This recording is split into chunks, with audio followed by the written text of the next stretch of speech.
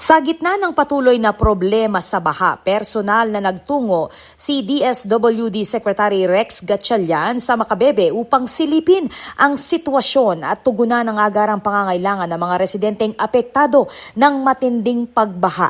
Kasabay nito, nanawagan si Pampanga Governor Lilia Nanay Pineda para sa isang long-term master plan at pangmatagalang solusyon sa paulit-ulit na pagbaha sa lalawigan.